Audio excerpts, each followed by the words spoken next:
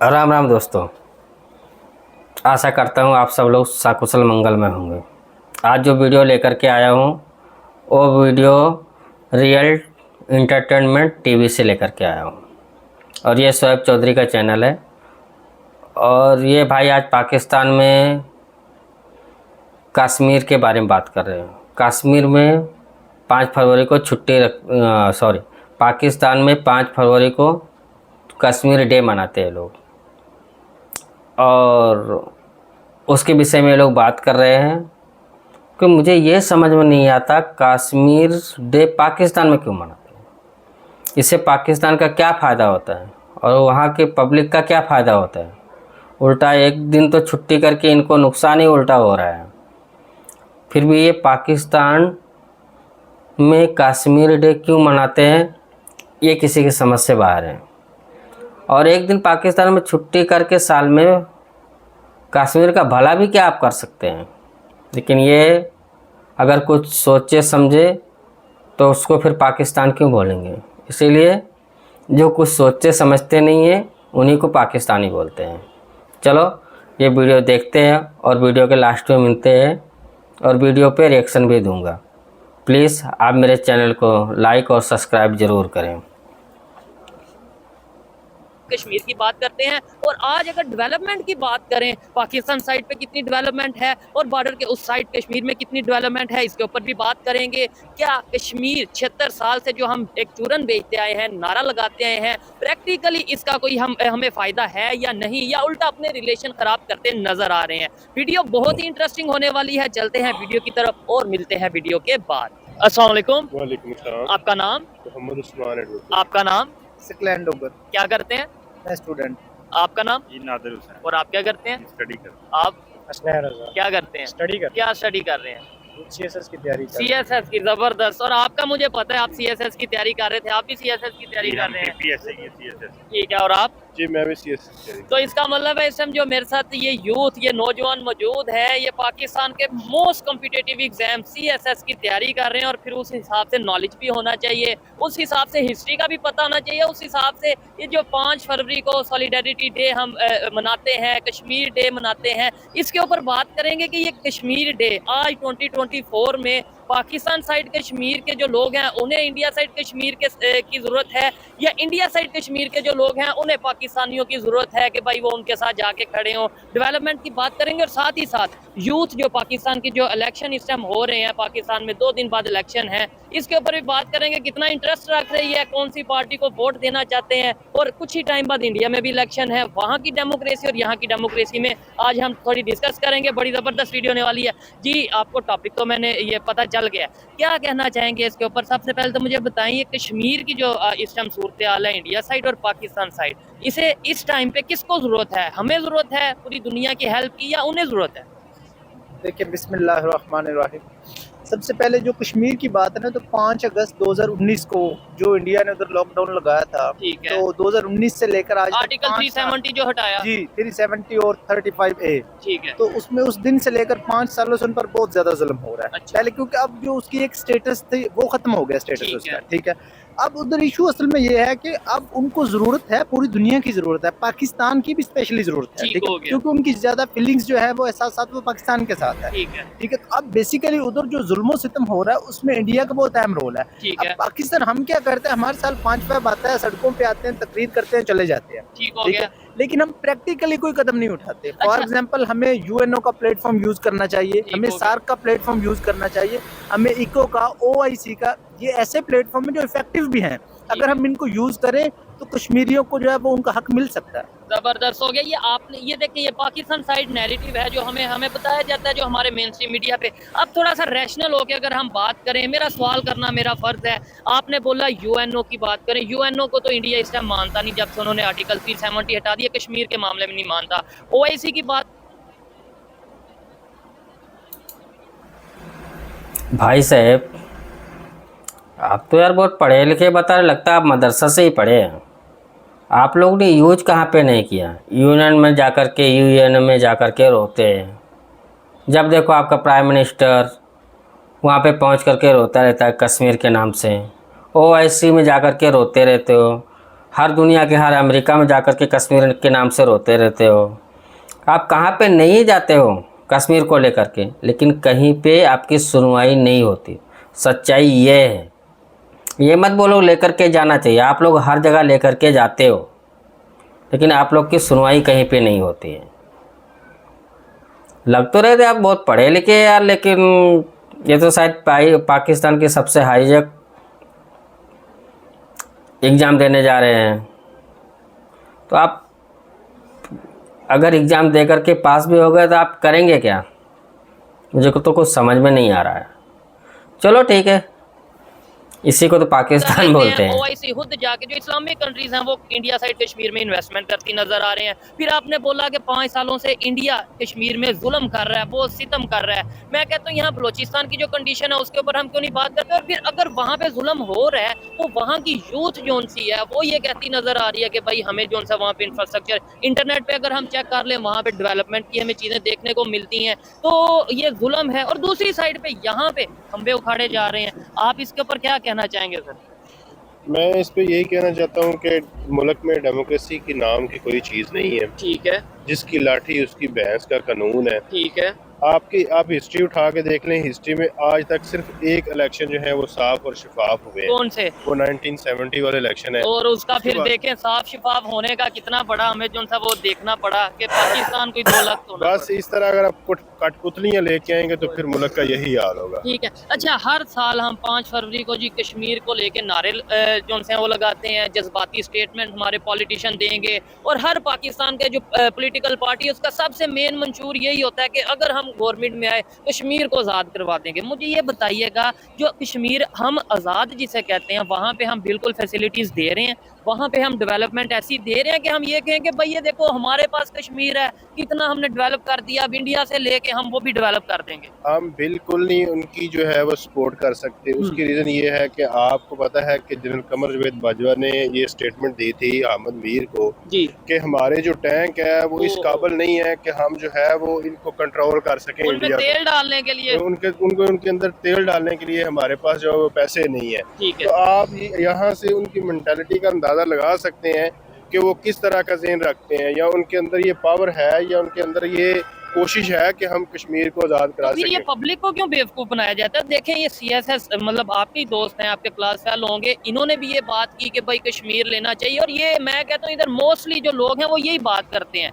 मैं कहता हूँ हमारा इंटरनेशनल लेवल पे जाके स्टांस कुछ और होता है, पब्लिक को हम कुछ और तरीके से बेवकूफ़ बनाते हैं। आपको लगता है कि अब अगर रियलिटी की बात की जाए ये कश्मीर के ऊपर हम ये कह दें कि भाई हम कश्मीर लेंगे, ये आपको लगता है कि पॉसिबल है? बिल्कुल पॉसिबल नहीं है। उसकी रीज़न ये है कि जो आज़ाद कश्मीर है और जो इंडिया ऑक्युपाइड कश्मीर है उसमें रेफरेंडम हुआ था कि उसमें लोगों ने रेफरेंडम में ये बात वाज़ह की थी कि हम दोनों से आज़ाद होना चाहते हैं। ठीक है, यानी उसकी रीज़न ये है कि उन्होंने ईस्ट पाकिस्तान का जो हाल हुआ देखा है ना, उससे वो बड़े मुतासर हुए हैं। उन्होंने कहा है कि अगर ये इन्होंने ईस्ट पाकिस्तान के ये हाल किया, आप देखें सर्च लाइट ऑपरेशन जो इन्होंने किया है उसमें आप देखें कितना जुल्म किया है। और इसमें सारी इक़्तिदार की जंग है। पहले दिन से इन ब्यूरोक्रेट्स को और इन जनरलों को इक़्तिदार के चस्के लेने की आदत पड़ गई है। ठीक है। और ये कभी भी पब्लिक को बेवकूफ बनाने की पब्लिक आदत को पड़ गई बेवकूफ़ है। बना रहे हैं, पब्लिक को बेवकूफ़ बना रहे हैं। एक बंदा जो है वो सारी देखें सारी माफिया एक बंदे के सामने खड़ी हो गई है और उसको कटेल करने की कोशिश कर रहे हैं और नहीं हो रहा। आप देखें क्या क्या इन्होंने हथकंडे इस्तेमाल किए हैं इमरान खान को कटेल करने के लिए, उसकी पार्टी के ऊपर क्या क्या मुजालिम किए हैं।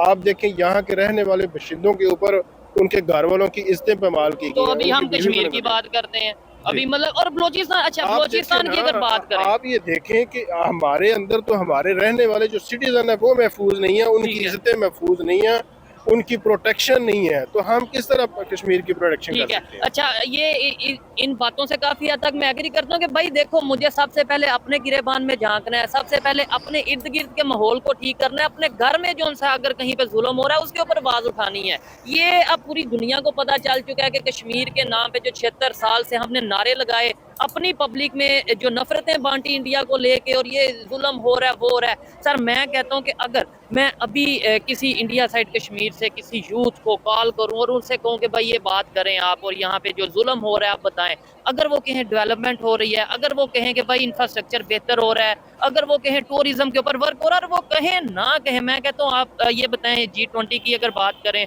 वो वहाँ पे हुआ कि नहीं उसका एक इवेंट? देखिए इसमें सबसे पहली बात ये कि जहाँ वो इंफ्रास्ट्रक्चर कर रहे हैं, डेवलप कर रहे हैं, उसके पीछे एक रीजन है। ठीक उसकी है। रीजन ये है कि इंडिया ने सबसे पहले ये स्टेटस क्यों खत्म किया ठीक है। 370 और 35 है। उसकी बड़ी वजह ये है कि इंडिया यूएनओ की जो सिक्योरिटी काउंसिल है उसका परमानेंट मेंबर बनना चाहता है। ठीक है। और परमानेंट मेंबर वो बन सकता है कि जिसका कोई भी डिस्प्यूटेड एरिया ना हो। ठीक हो गया। तो डिस्प्यूटेड इशू ना हो बॉर्डर का, तो वो इसको खत्म करके परमानेंट मेंबर बनना चाहता है। और जो बात तो डेवलपमेंट ये उनके अपनी कंट्री के लिए वो बेहतर कर रहे हैं ना, मतलब ये है कि अगर वो परमानेंट मेंबर बनना चाहते हैं तो हम कहेंगे इसलिए उन्होंने ये आर्टिकल 370 हटा दिया, तो ये कोई लॉजिक तो नहीं ना है। वो उन्होंने अगर बनना है तो उनका राइट है। देखिए इसकी इशू ये है कि जो उनका ऑफिशियल स्टेटस है कश्मीर का वो खत्म करने के बाद कि जो उधर मुसलमानों को जो राइट्स है, उधर 10-10 साल की बच्चियों के साथ ज्यादतियां हो रही है, नौजवानों को जो है वो शहीद किया जा रहा है, उसके पीछे ये रीजंस है। उन्होंने स्टेटस तो खत्म किया अपने फायदे के लिए, और जो डेवलपमेंट अगर वो कर रहे हैं तो वो ये मुसलमानों को फैसिलिटेट करने के लिए नहीं कर रहे। अच्छा, आपके ख्याल से पाकिस्तान साइड कश्मीर में जो फैसिलिटीज दी जा रही हैं, जो डेवलपमेंट हो रही है, वो सब कुछ बेहतर है? पाकिस्तान में कोई इस तरीके से ये चीजें नहीं हो रही? पाकिस्तान में रुको भाई, अरे यार कितना झूठ बोलेगा। ये सब तो आप लोग बलूचिस्तान में करते हो, और आप जो कश्मीर में कौन से 10-10 साल के बच्चों के साथ रेप होता है, ये सब जो पाकिस्तान में होता है वही आप यहाँ पे कश्मीर में बता रहे हैं। अरे यार थोड़ा सा झूठ बोलो, थोड़ा सा झूठ का पूरा ही झूठ बोल रहे हो। अरे आप लोग तो बोलते हैं कम से कम अल्लाह से डरो और सच बोलो। कहाँ पे पढ़े हैं आपने और कहाँ पे देखे हैं कि कश्मीर में 10-10 साल के बच्चों से रेप होता है, उन पे जुल्म होता है? आप आकर के एक बार कश्मीर की विजिट करके जाओ या कश्मीर के यूथ से बात करके देखो। अरे कितना झूठ बोलोगे पाकिस्तानियों, थोड़ा तो सही बोलो। महंगाई और टैक्स और ये जो आपके इधर होता है वही आप इंडिया पे चिपका रहे हो। कंपैरिजन नहीं बनता। धन्यवाद यार। बाइस्ड, अच्छा मतलब ठीक है, मतलब वो अनबाइस्ड नहीं है कि वो स्पेशली देखते ये मुस्लिम है तो उसके साथ स्पेशली हो रहा फिर है। ये सऊदी अरेबिया यूएई ये क्यों इन्वेस्टमेंट वहाँ पे करते हैं? ओआईसी के जो मेंबर हैं क्यों वहाँ कश्मीर में जाके क्यों इन्वेस्टमेंट कर रहे हैं? मतलब ये मुसलमान नहीं है, इन्हें मुसलमानों का दर्द नहीं है। वो मॉल ऑफ श्रीनगर जोन है, वो आपको पता है कौन सी कंट्री की तरफ से इन्वेस्टमेंट है? यूएई की तरफ से। वो श्रीनगर में इन्वेस्टमेंट कर रहे हैं। उसकी आज हमारी तबाही की सबसे बड़ी वजह भी है कि यूनिटी नहीं है। हर कंट्री, चाहे इस्लामिक कंट्री है कोई भी, अपने मफाद की जंग लड़ रहा है। अब सऊदी अरब या अमेरिका है वो इंडिया के साथ उसकी इंटरेस्ट की ट्रेड की इंटरेस्ट है, ठीक है। उनकी इकोनॉमी बेहतर हो रही है, वो अपनी इकोनॉमी को देख रहे हैं, मुस्लिम यूनिटी को नहीं देख रहे। ठीक है, तो फिर अभी आप ही कह रहे थे ओआईसी बड़ा जो है एक ऑथेंटिक बॉडी है। कैसे हो सकता है? मैंने कहा ये इफेक्टिव हो सकता है, इसलिए हो सकता है कि अगर वो यकजान हो जाए, उनमें यूनिटी आए। आप लोग की तबाही की बड़ी वजह यूनिटी नहीं है। आप लोग तो यूनाइट है सिर्फ पंजाबियों में। और रही बात आप लोग की तबाही की, आप लोग की तबाही आप लोग जैसे यूथ है जो मदरसा छाप है और आपको हकीकत पता नहीं चलती, सिर्फ मजहब और मजहब के नाम पे, इसकी वजह से आप लोग तबाह है। आप लोग अपनी तबाही की सही वजह तो ढूंढ लो पहले। इफेक्टिव है, नेटो इफेक्टिव है, तो ये भी हो सकता है। जो हमारा कश्मीर का इशू है उसके 3 बेहतरीन सोल्यूशन है। आप इनकी बात से एग्री करते हैं? सोल्यूशन जी, सोल्यूशन बताने लगे थे, ये तो सबसे मेन चीज है जी। कश्मीर सबसे पहले जो है ना, वो हम मुसलमान हैं, अल्लाह ताला ने कुरान में बार बार कहा जिहाद करो, इसका सबसे बेहतरीन अल जिहाद है। अगर सारी मुस्लिम इकट्ठी हो जाए, जिहाद सबसे बेहतर। दूसरा क्या है? Table talk. अगर आप टेबल टॉक पे आए, डिफरेंट प्लेटफॉर्म यूज करें तो इसको बेहतर किया जा सकता है। तीसरी क्या चीज़ है कि आप अपनी इकोनॉमी को ऊपर लेकर जाए। जब आपकी इकोनॉमी ऊपर जाएगी, जितनी भी दुनिया के अंदर सुपर पावर्स हैं, कंट्रीज आपको टच करेंगे। आप देखें 1965 में देखें, जब अयूब खान अमेरिका जाता था तो अमेरिकन प्रेसिडेंट आकर विजिट करता था, उसको इस्तकबाल करता था। क्यों? क्योंकि उस वक्त हमारी अरे भाई आप 70 साल से कर क्या रहे हैं? कश्मीर में जिहाद ही तो कर रहे हैं। हाँ, जिहाद करके आप कुछ नहीं मिलेगा।